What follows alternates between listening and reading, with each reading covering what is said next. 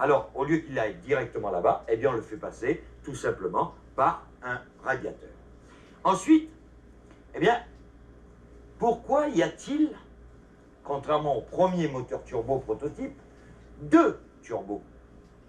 Eh bien, tout simplement pour un problème d'inertie. Alors, ça veut dire quoi? Ça veut dire que le turbo, c'est une turbine qui, pour se mettre en mouvement, prend du temps. Alors, on arrivait à quoi? On avait un pilote qui arrivait en plein virage, il avait le pied à fond sur l'accélérateur, et d'habitude, ben, quand vous appuyez, le moteur réagit. Là, pas du tout, il ne se passait rien. Il fallait que l'inertie s'en aille et que la pression monte, et là, le moteur donnait sa pleine puissance. Et ça, c'était trop long, c'était un handicap, il fallait que le pilote s'habitue à piloter différemment, c'est-à-dire qu'il était obligé d'anticiper. Alors, pour résoudre ce problème en partie, eh bien, au lieu d'en mettre un gros, qui représentait une grosse énergie, on a préféré en mettre deux petits. Et on avait résolu une grande partie du problème de l'inertie des moteurs turbo.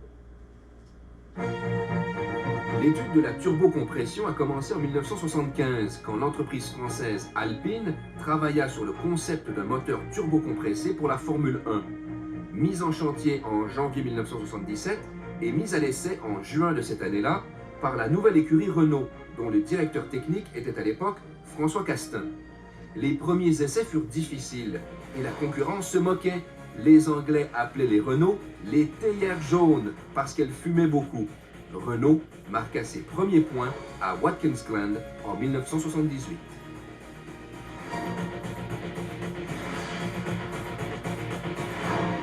D'abord, coup de cœur parce que c'est une merveille de technologie. C'est aussi parce que effectivement, c'est un choix aussi osé que celui que Renault avait fait à l'époque avec le moteur turbo. Pourquoi oser? Parce qu'on aurait pu fabriquer, soit encore une fois, un moteur V6. Rappelons quand même que la réglementation avait changé. Là, c'était fini. On en était à des moteurs 3 litres de cylindrée. Tout le monde doit se débrouiller à faire un moteur de 3 litres. Alors qu'il soit V6, qu'il soit V8, qu'il soit V12, c'est toujours 3 litres. Alors, le V12, ben, il avait un handicap, facile à voir, c'est 2 cylindres de plus. Donc, ça veut dire ça en plus, beaucoup plus long, et donc, fatalement, un peu plus lourd. Deuxième des choses, c'est un moteur qui était très gourmand. Le V8, eh bien, ma foi, ils ont fait des calculs mathématiques, et les ingénieurs ont trouvé que, bon, il était peut-être le plus valable, mais en développement, eh bien, il était un peu limite. Alors, ils ont dit, ben, on va faire un V10.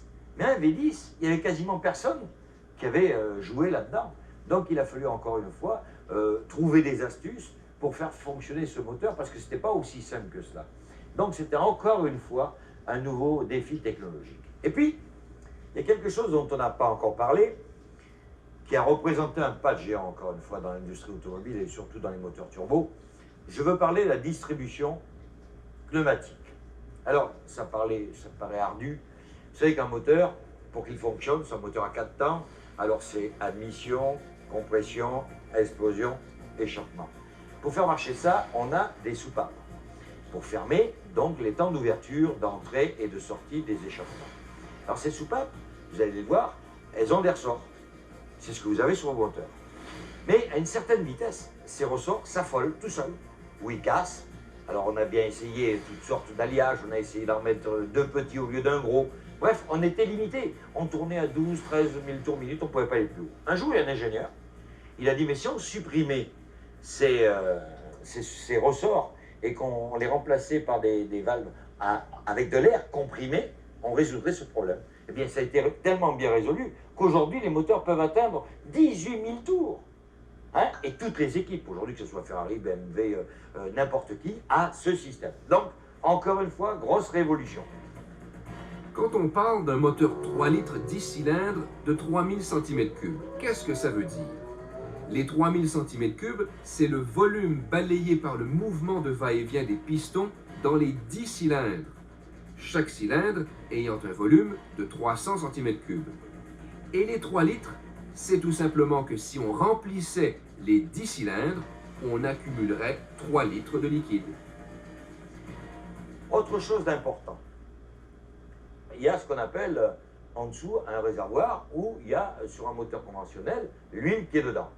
Et là, au fond, il y a une pompe qui aspire, qui prend l'huile, qui la met en pression et qui circule à travers le moteur pour le lubrifier, mais en plus pour le refroidir. Formule 1, c'est banni. Il n'y a pas qu'en Formule 1, il y a même, sans nommer les marques, les Porsche ont toujours été comme ça. On appelle ça un carter sec, c'est-à-dire qu'il n'y a pas de réserve d'huile. Alors pourquoi ça?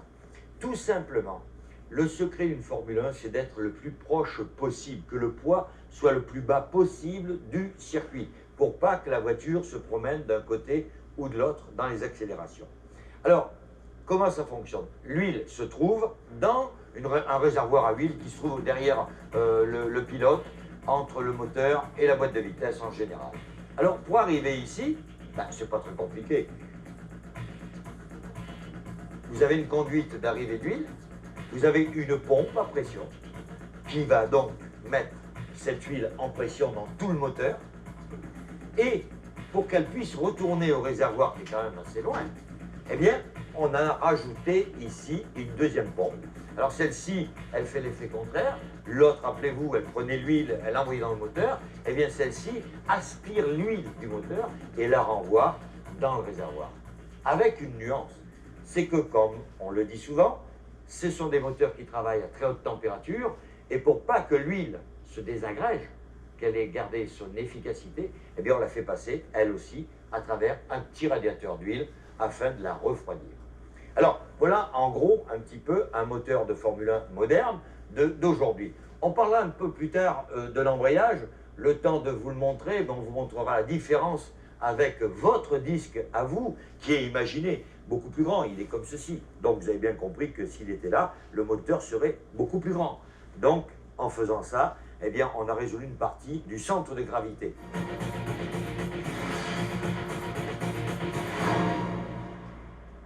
Un autre problème à résoudre pour les ingénieurs, c'est l'embrayage.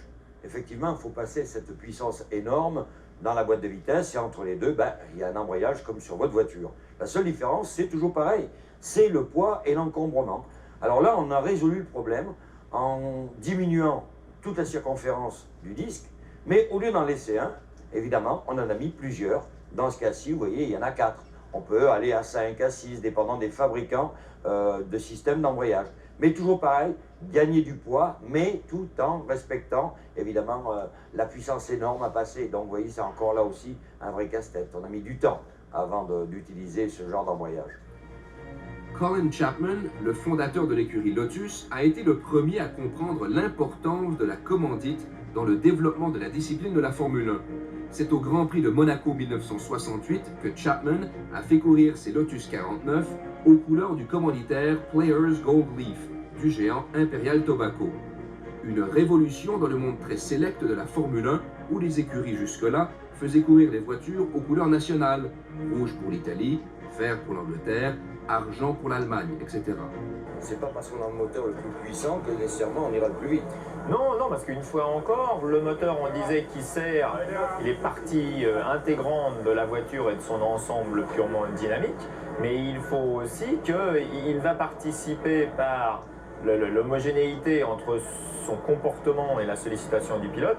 Et ben, le pilote, il conduit la voiture aussi bien avec le volant et les freins qu'avec l'accélérateur. Et c'est clair que si l'accélérateur ne répond pas bien à la sollicitation du pilote, parce qu'on parlait de centièmes de seconde, eh bien, effectivement, il y a carence, donc il y a temps autour, donc quand on parle en dixième, eh ben, on n'est pas devant, on est derrière.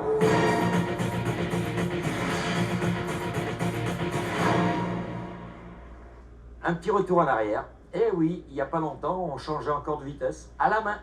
Alors imaginez lorsqu'on était au Grand Prix de Monaco et qu'il fallait absolument, et voilà, pendant tous les 50 mètres, on aborde un virage, Mirabeau, on descend, on accélère, on change.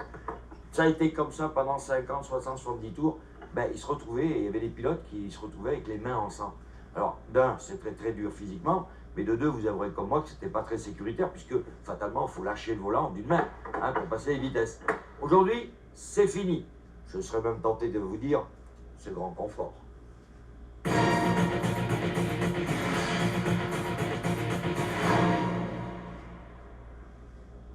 Effectivement, ils s'amusent comme les gamins, car contrairement à leurs aînés, il n'y a plus de changement de vitesse manuel à faire, puisque tout se situe maintenant sur le volant. Alors, le volant, le voici, le voilà, et on change les vitesses à droite en montant, 1, 2, 3, 4, 5, 6, 7 vitesses dépendant des équipes. Et on redescend les vitesses de l'autre côté. 1, 2, 3, 4, 5. Alors vous allez me dire, pourquoi tout ça?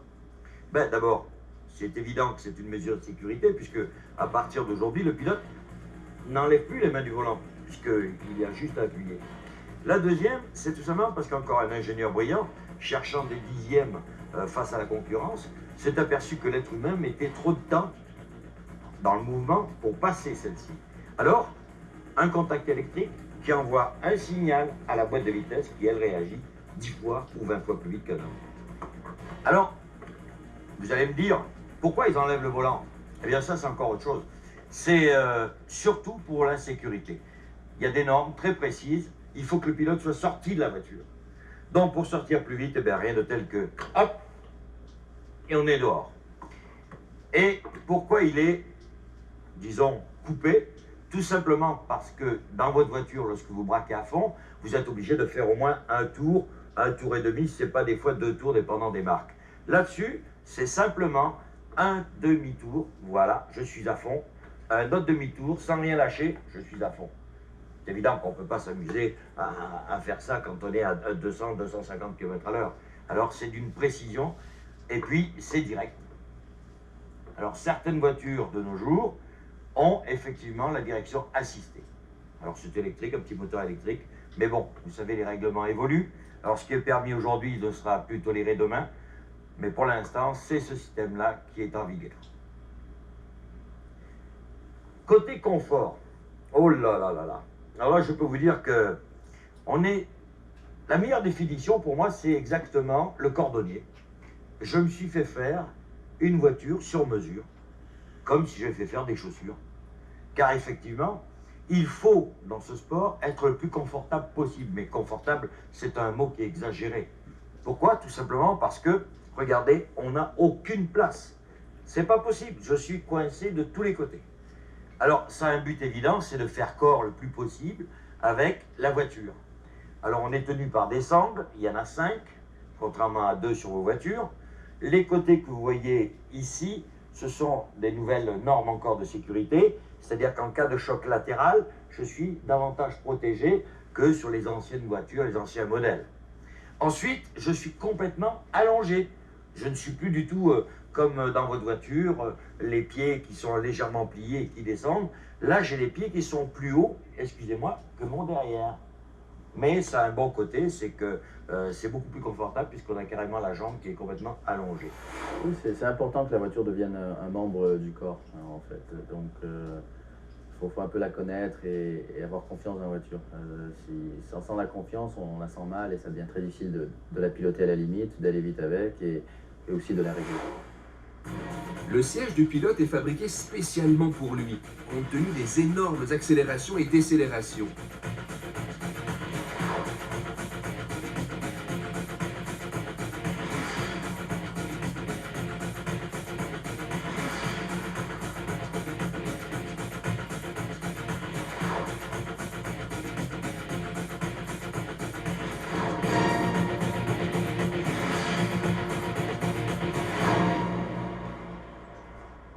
S'il y a un des éléments qui a le plus révolutionné la Formule 1 ces dernières années, c'est certainement les freins au carbone.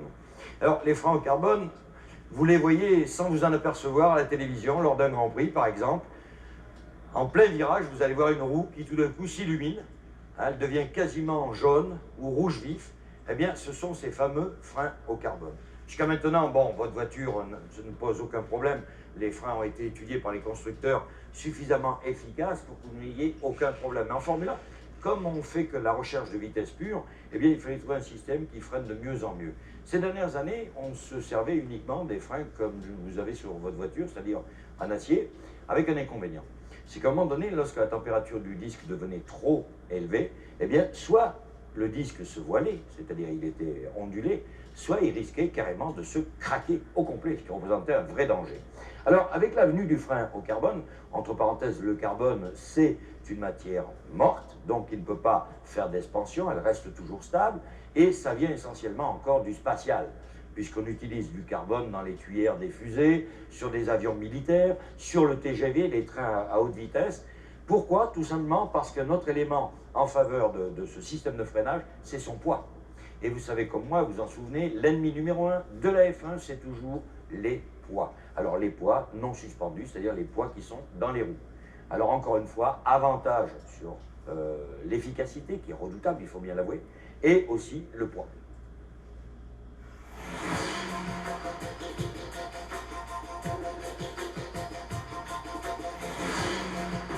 On part de cette fibre blanche qui, comme vous le voyez, est extrêmement molle.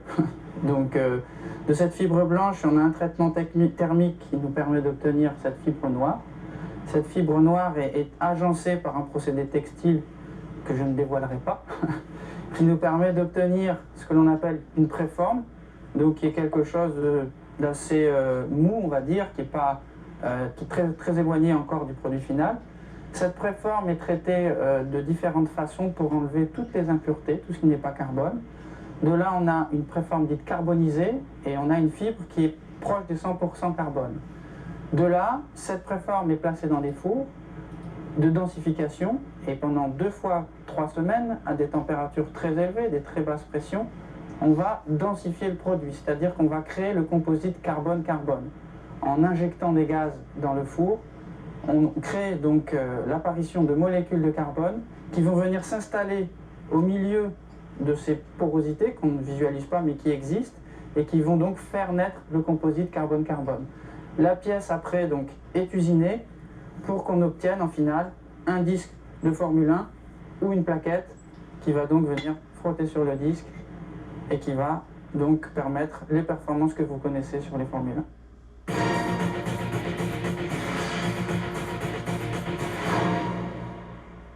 Comme tout élément d'une Formule 1, tout doit être absolument précis, que ce soit la direction, que ce soit le freinage.